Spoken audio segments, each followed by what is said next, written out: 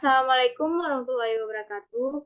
Perkenalkan, nama saya Salim Harani dengan NIM 21043123 dan rekan saya.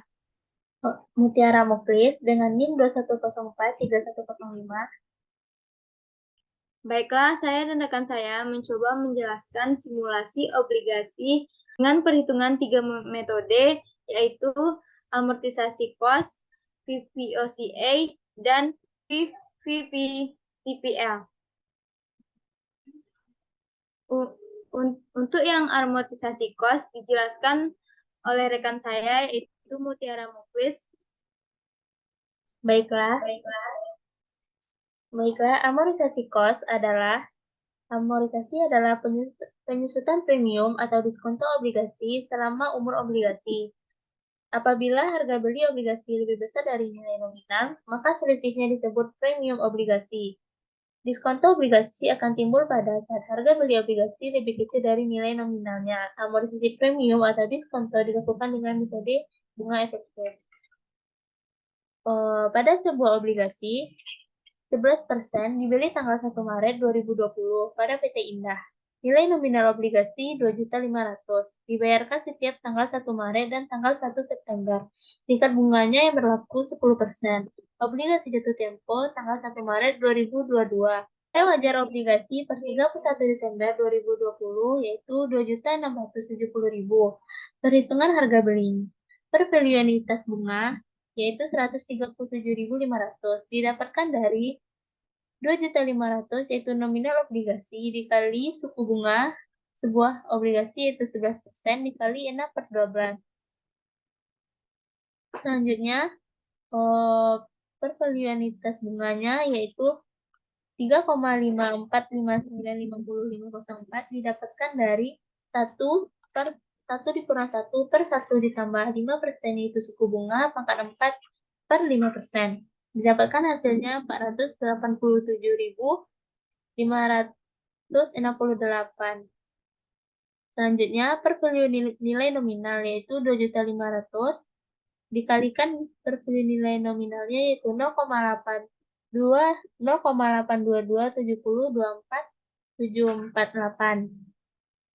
Selanjutnya dikalikan hasil nilai nominal yaitu 2.500.000 dikali 0,8227024.748, yaitu didapatkan hasilnya 2.056.756. Setelah itu kita jumlahkan nilai anuitas bunga dengan nilai nominal yaitu didapatkan 2.544.324,38 dikurangkan dengan nilai nominal yaitu 2.500.000 sehingga hasilnya dari premium asuransi yaitu 44.324. Selanjutnya, saya akan menjelaskan yaitu tabel amortisasi premium obligasi yaitu metode bunga efektif. Yang pertama, ada kolom tanggal bunga diterima, pendapatan bunga,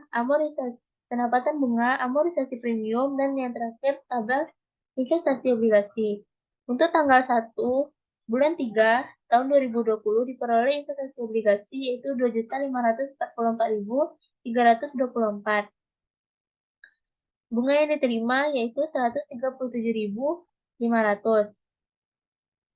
Pendapatan bunga didapatkan dari nilai bunga 5% dikalikan dengan investasi obligasi, yaitu didapatkan 127.216,21.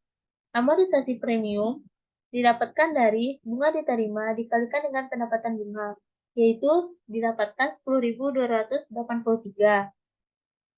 Setelah ini, investasi obligasi. Investasi obligasi didapatkan dari investasi obligasi pada bulan 9 tahun 2020 didapatkan dari 2.534.040 didapatkan dari 2.544.324.000 dikurangkan dengan amortisasi premium yaitu 10.283. Selanjutnya ke bawah sama dengan halnya dari yang atas. Baiklah, selanjutnya saya akan menjelaskan ayat jurnal yaitu dari amortisasi cost. Pada tanggal 1 bulan 3 2020 dicatat aset keuangan amortisasi pada debit yaitu 2.544.324. Pada kredit kas and bank yaitu 2.544.324, yaitu didapatkan dari investasi obligasi pada tanggal 1 bulan 3 tahun 2020. Selanjutnya, pada tanggal 1 bulan 9 2020 dicatatkan pada debit kas dan bank yaitu 137.500 dan pada kredit pendapatan bunga yaitu 127.216. Didapatkan dari pendapatan bunga pada bulan 9 tahun 2020. Selanjutnya, aset keuangan amortisasi didapatkan 10.283, yaitu didapatkan dari amortisasi premium pada bulan 9 tanggal 1. Selanjutnya, pada tanggal 31 bulan 12 2020 dicatatkan piutang bunga pada debit yaitu 91.666 dan pada kredit pendapatan bunga yaitu 84.468 didapatkan dari 4/6 dikali 137.501. Selanjutnya, aset keuangan pada amortisasi pada kredit yaitu 7.198. Setelah ini, maka diperolehlah LTK per 31 Desember 2020. Investasi jangka panjang. Investasi jangka panjang aset keuangan amortisasi yaitu diperoleh 2.526.841. Maka ayat jurnalnya pada tanggal 31 Desember 2020 kas pada bank 137.500 debit, sedangkan kredit piutang bunga 91.066.000, pendapatan bunga pada kredit 42.234 diperoleh dari 2/16 dikali 126 702. Aset keuangan amortisasi pada kredit yaitu 3.599. Baiklah, selanjutnya ayat jurnal pada metode VVOCA akan dijelaskan oleh Salimah Harani. Baiklah, selanjutnya adalah metode VVOCI.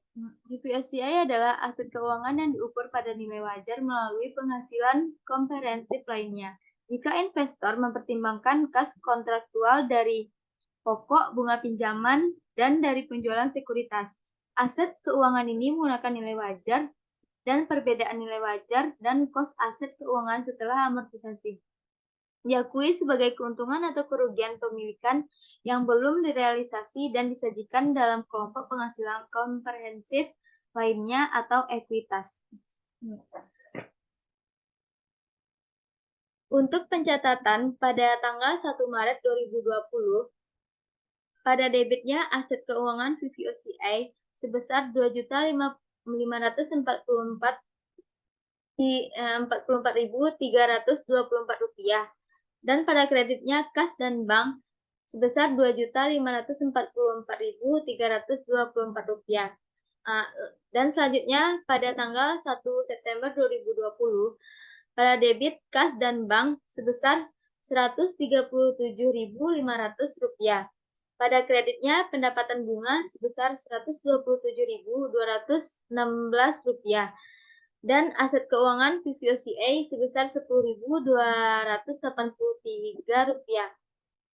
Dan selanjutnya pada tanggal 31 Desember 2020 piutang bunga sebesar 91.666 rupiah didapatkan dari 4/6 kali 137.500. 4/6 ini didapatkan dari bunga dari bunga dari bulan Maret sampai bulan Desember.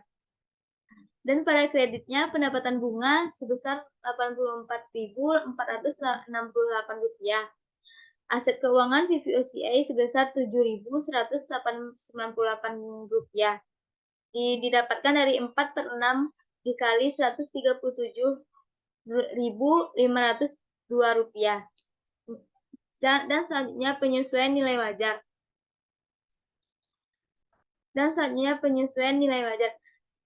karena ada harga wajar tertera di soal yaitu sebesar angka fair value dan nilai obligasi tercatat pada tanggal 31 Desember 2020 sebesar Rp2.670.000.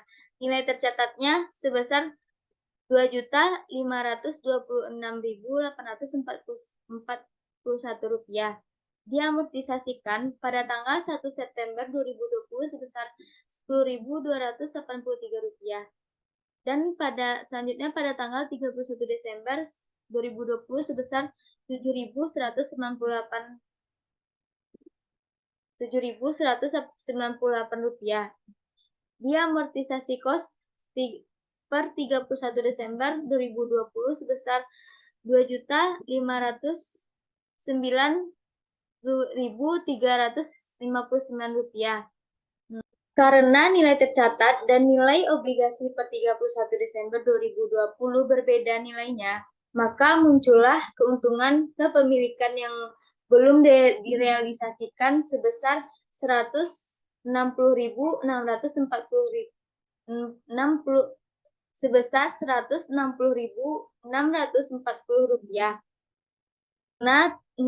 Karena terjadi selisih yang menyebabkan timbulnya laba rugi yang belum direalisasikan. Untuk mencatat penyesuaian ini, perusahaan yang menggunakan model VVOCA akan menggunakan akun cadangan yaitu fair value adjust sebesar fair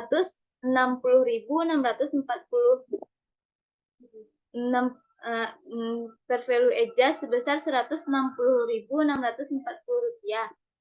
pada debit, dan pada kreditnya unrealized holding gain sebesar Rp160.640. Dan selanjutnya LPK per 31 Desember 2020. Dan jika perusahaan tidak menjual, maka pelaporan pada LPK per 31 Desember 2020 adalah pada bagian investasi jangka panjang, yaitu aset keuangan VVOCA sebesar Rp2.670.000. Baiklah, selanjutnya pada VPTPL dimiliki oleh perusahaan dengan tujuan lain untuk mengharapkan arus kas kontraktual ataupun untuk dijual. Pada VPTPL tidak ada amortisasi. VTPL diukur pada nilai wajar melalui laba rugi. Pada pencatatan jurnal pada tanggal 1 Maret 2020, pada debit aset keuangan VPTPL sebesar Rp2.544.324 dan pada kredit kas dan bank sebesar Rp2.544.324. Dan selanjutnya pada tanggal 1 September 2020 pada debit kas dan bank sebesar Rp137.500. Pada kredit pendapatan bunga sebesar Rp127.216. Aset keuangan VPTPL sebesar Rp10.283.